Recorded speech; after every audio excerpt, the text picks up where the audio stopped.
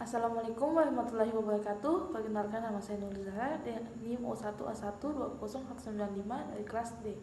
Di sini saya ingin mempresentasikan tentang metabolisme karbohidrat. Metabolisme karbohidrat terbagi atas 4 proses, yaitu pertama, glikolisis. Glikolisis adalah rangkaian reaksi yang mengubah glukosa menjadi 2 molekul pirufat. Pada proses ini dihasilkan ATP. Yang kedua itu adalah glikogenesis, adalah pembentukan glukosa menjadi glikogen. Yang ketiga adalah glikogenolisis, merupakan proses pemecahan molekul glikogen menjadi glukosa. Yang keempat adalah gluconeogenesis, adalah proses pembentukan sintesis glukosa dari sumber bukan karbohidrat. Siklus glikolisis terbagi atas 10 tahap. Tahap pertama, fosforilasi glukosa. Reaksi ini dimungkinkan oleh heksokinase enzim yang memisahkan satu kelompok fosfat dari ATP dan menambahkannya ke glukosa, mengubahnya menjadi glukosa 6-fosfat. Tahap 2, produksi fruktosa 6-fosfat. Tahap kedua adalah produksi fruktosa 6-fosfat. Hal ini dimungkinkan oleh aksi dari enzim fosfoglucomerase. Pada tahap 3, produksi fruktosa 1,6-difosfat pada tahap berikutnya. Fruktosa isomer 6-fosfat diubah menjadi fruktosa 1,6-difosfat dengan penambahan kelompok fosfat. Pada tahap keempat, adolase enzim membawa pemisahan fruktosa 1 ke 6-difosfat menjadi 2 molekul gula yang berbeda, keduanya isomer satu sama lain. Tahap 5, interkonvensi 2 glukosa fosfat dihidroksiaseton adalah molekul hidup pendek. Secepat itu dibuat, itu akan diubah menjadi fosfat gliseraldehida oleh enzim yang disebut fosfat triose. Tahap 6, pembentukan NADH dan NAD+, dengan menggunakan dua reaksi penting. Pertama adalah pembentukan NADH dan NAD+. Yang kedua adalah penciptaan 1,3-deoksyglycerik asam dari 2 molekul gliseraldehida fosfat yang dihasilkan pada tahap sebelumnya. Pada tahap 7, produksi ATP dan 3-fosfogliserat asam. Tahap ke-7 melibatkan penciptaan 2 molekul ATP bersama dengan 2 molekul 3-fosfatgliserat asam dari reaksi fosfogliserokinase pada 2 molekul produk 1,3-disposiglycerik asam dihasilkan dari tahap sebelumnya. Pada tahap 8, relokasi atom fosfor. Tahap 8 adalah reaksi penataan ulang sangat halus yang melibatkan relokasi dari atom fosfor dalam 3-fosfogliserat asam dari karbon ketiga dalam rantai untuk karbon kedua dan menciptakan 2 asam fosfogliserat. Pada tahap 9, penghapusan air di anilose enzim datang ke dalam bermain dan menghilangkan sebuah molekul air dari 2-fosfogliserat asid untuk membentuk asam yang lain yang disebut asam fosfoneopulfik.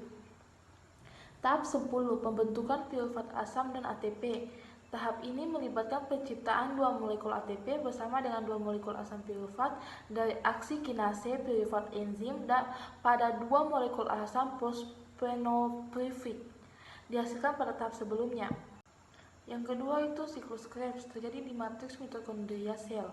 Sebelum memasuki siklus Krebs, pertama-tama asam pirufat akan diubah menjadi asetil CoA. Proses ini dinamakan dekarboksilasi oksidatif.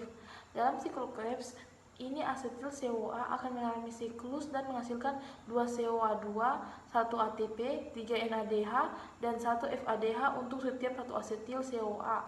Yang ketiga itu rantai respirasi atau transport elektron.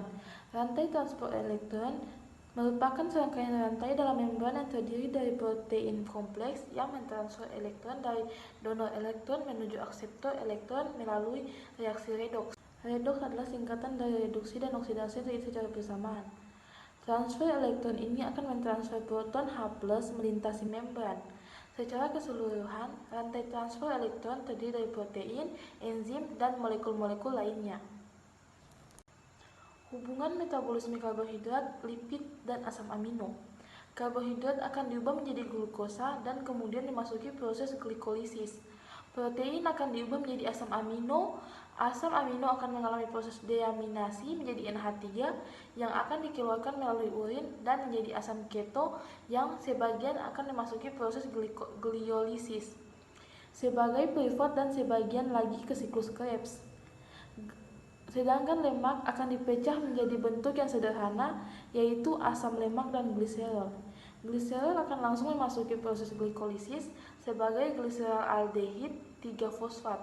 Sedangkan asam lemak akan mengalami proses yang dinamakan beta oksidasi dan menjadi asetil koenzim A yang kemudian akan masuk ke siklus Krebs. Selanjutnya kita akan memasuki metabolisme aerob dan anaerob. Metabolisme anaerob: setelah proses glikolisis berlangsung dan piruvat terbentuk, setiap satu molekul piruvat akan memasuki proses pembentukan asam laktat. Dari glukosa membentuk asam piruvat terbentuk 2 ATP, sedangkan dalam proses pengubahan asam piruvat menjadi asam laktat tidak terbentuk ATP, sehingga pada metabolisme anaerob hanya 2 ATP saja yang terbentuk. Selanjutnya metabolisme aerob. Pada proses glikolisis terbentuk 2 ATP dan 2 NADH. Pada proses pengubahan asam piruvat menjadi asetil CoA, yaitu proses dekarboksilasi oksidatif, dilepaskan total sebanyak 2 NADH. Pada siklus Krebs kembali dilepaskan 2 ATP, 6 NADH dan 2 FADH2. Mungkin itu saja hasil presentasi saya. Lebih dari kurangnya mohon dimaafkan. Wabillahi taufiq wal hidayah. Wassalamualaikum warahmatullahi wabarakatuh.